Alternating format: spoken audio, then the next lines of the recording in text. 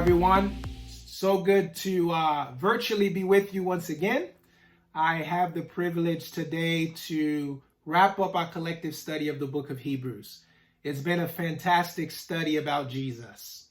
As I mentioned in my outline that I sent out several weeks ago, the book of Hebrews reads so much more like a sermon than it does a letter.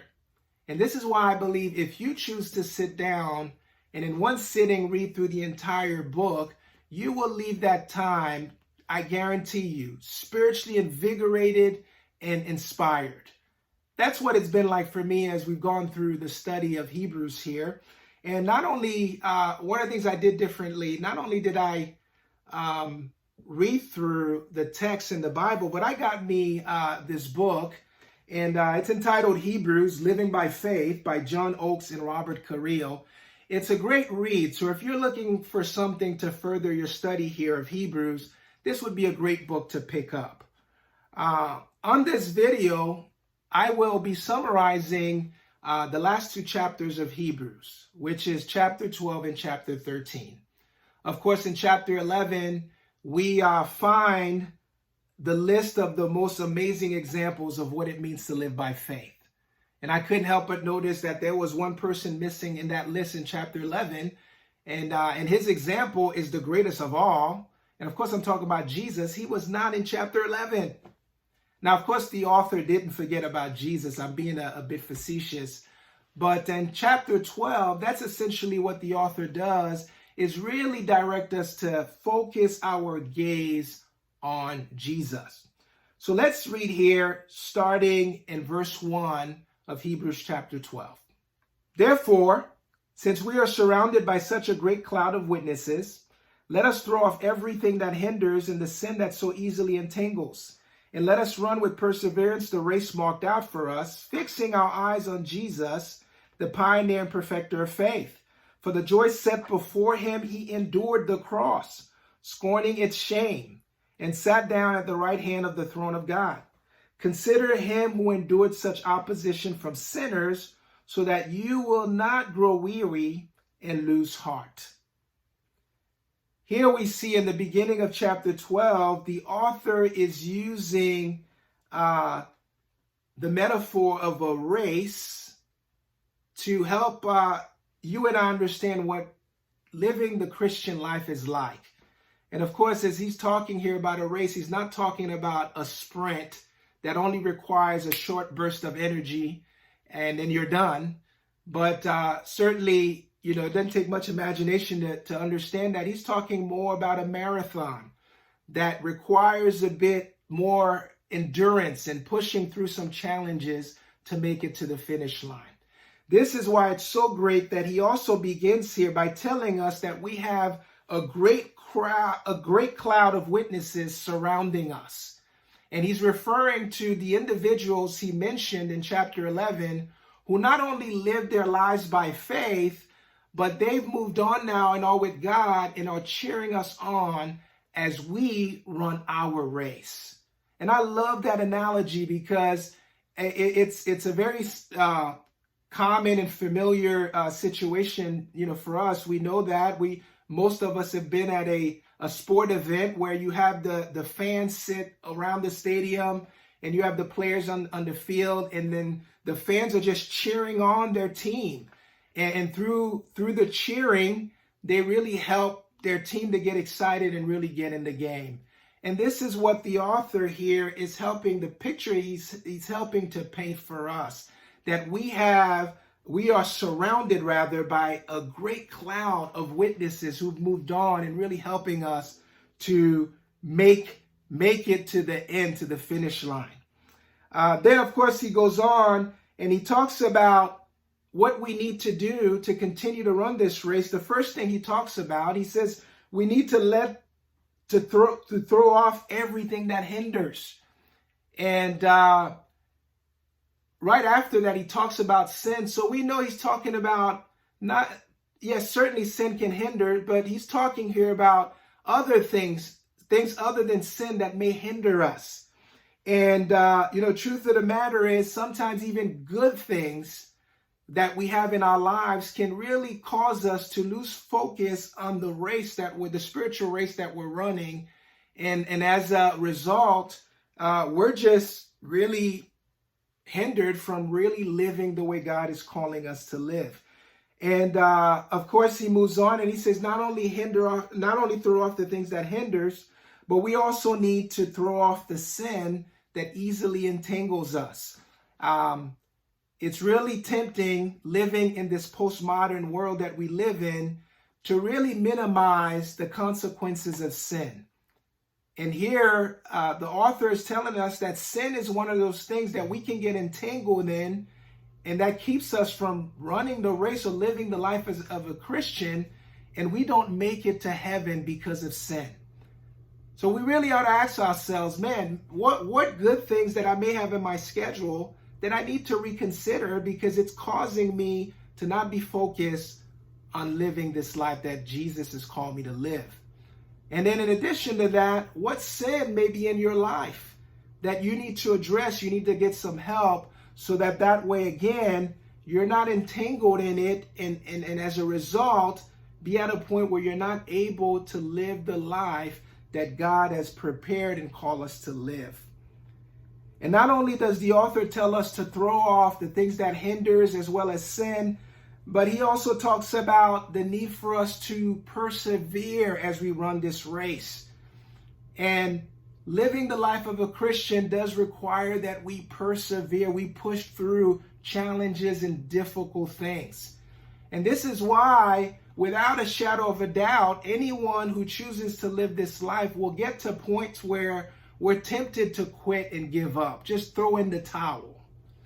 And this is when we need to realize what the author is getting ready to talk about next, is that's the solution for when we're at that point where we're feeling like, man, my energy is zapped and I feel like I can't do this anymore. We need to pay attention to what I believe is the solution to that. What he says next here is that we need to fix our eyes on Jesus, the pioneer and perfecter of faith. What always comes to mind for me is Peter walking on water. We know that Peter walked on water for a period of time. We don't know how long he did it for, but he did it for a period of time. And he only started sinking when he took his eyes off Jesus. And it's the same thing for us. You know, this race that we're running, this life that we're living, we start sinking and really not do well in it when our eyes are taken off Jesus. And for me, when I get to this place where, man, again, I'm just not doing well, it's usually an indicator for me that I am not focused on Jesus as I need to be.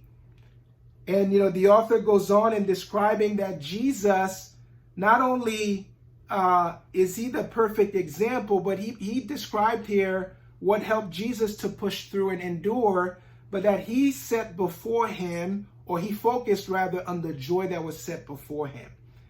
And, you know, Jesus knew what was on the other side of the pain and the suffering that he had to endure through the cross.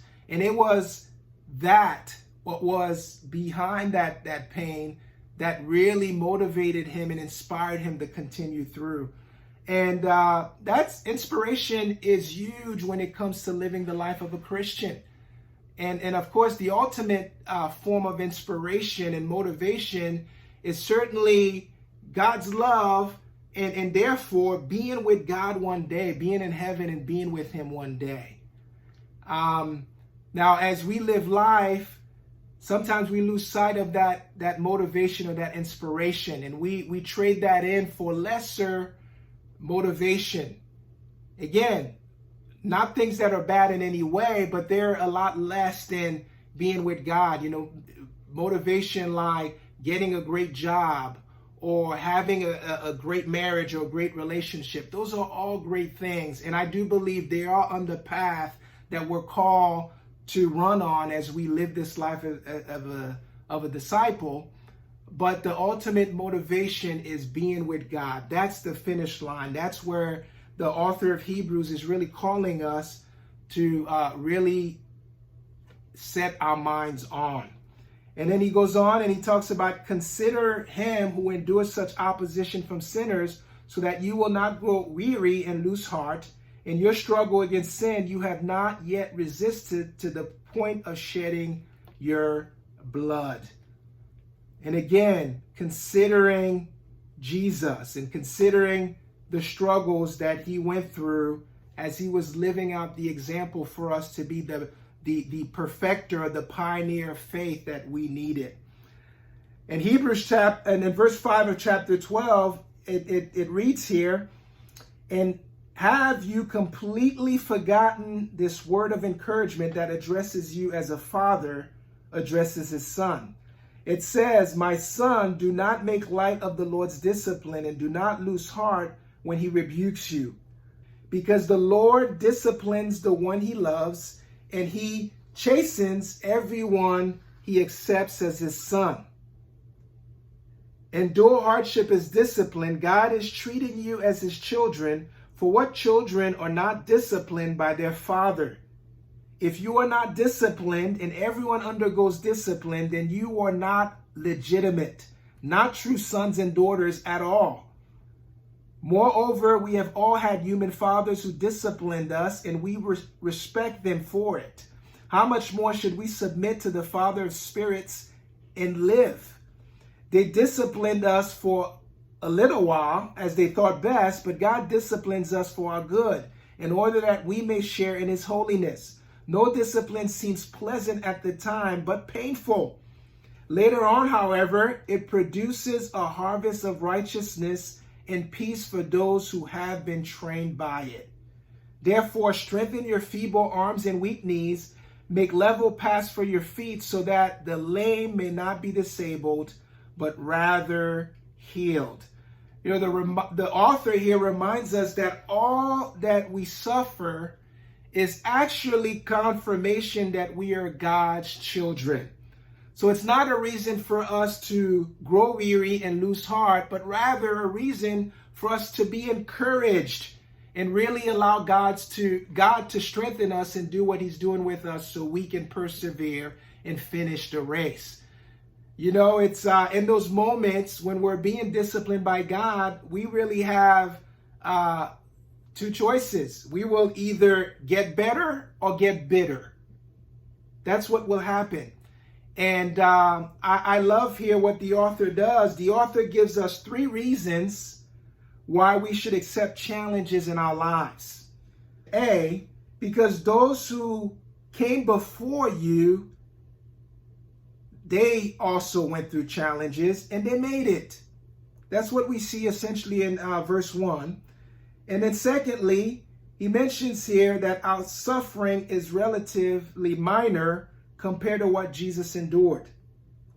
And then thirdly, the other reason why we should accept challenges in our lives is that as discipline, it is actually an expression of God's love for us as his children. And so what attitude do we have when we're faced with challenges or with discipline from God? And there's a number of ways we can respond. Certainly we can accept it with resignation, or we can accept it and get over it as soon as possible. You know, how can we push through this, get rid of this challenge in our lives? Or we can accept it, but with a woe is me attitude, you know, just a self-pity mentality. Another attitude we can have is we can accept it with resentment as punishment. We're being punished. Or we can accept it as coming from a loving Father. Now, it's not hard to see which is the preferred attitude that we need to have and the attitude that's going to help us to make it to heaven. In Hebrews chapter 12 and verse 14 says, make every effort to live in peace with everyone and to be holy. Without holiness, no one will see the Lord. See to it that no one falls short of the grace of God, and that no bitter root grows up to cause trouble and defile many. See that no one is sexually immoral and is godless like Esau, who for a single meal sold his inheritance rights as the oldest son. Afterward, as you know, when he wanted to inherit his blessings, he was rejected, Even though he sought the blessing with tears, he could not change what he had done. I want to go ahead and read an excerpt from Oakes and Carrillo's book in regards to what is talked about here in verse 14 and verse 17. Of course, we see a number of exhortations that the author is giving us. And it says, and this is what the excerpt here says, "Be holy. Do not fall short of God's grace. Do not let bitter roots toward your fellow Christians grow in your heart.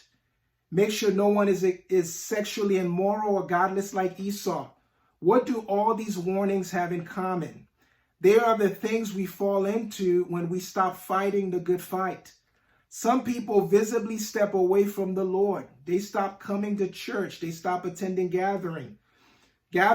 Their prayer times and personal Bible study grind to a halt. It is obvious that they have left God. Others do not stop attending, but in their hearts they have drifted away.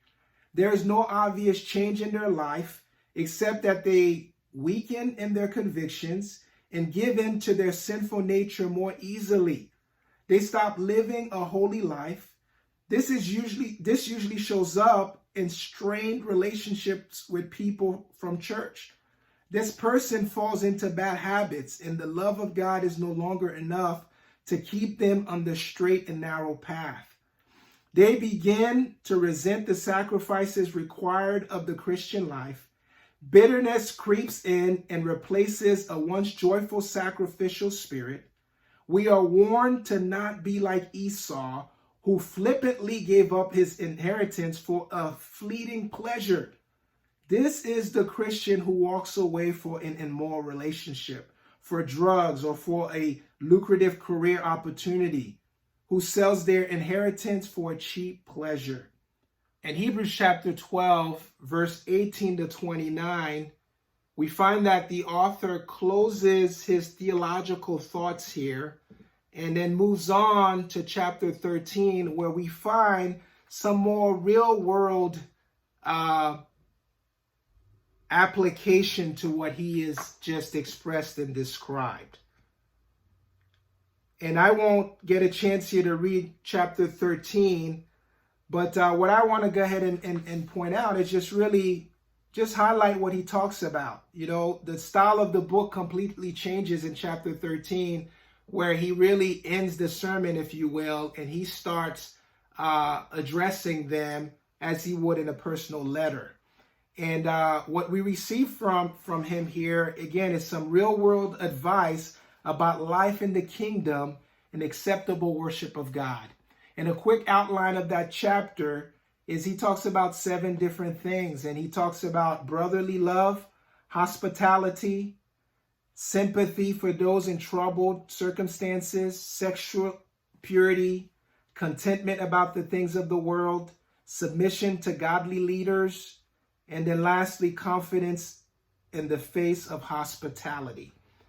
And there you have it. That's really the conclusion of the book there, where, again, the author spent most of the book just really helping us to understand who Jesus is, and then moves on to some real world practical advice on how to live this life.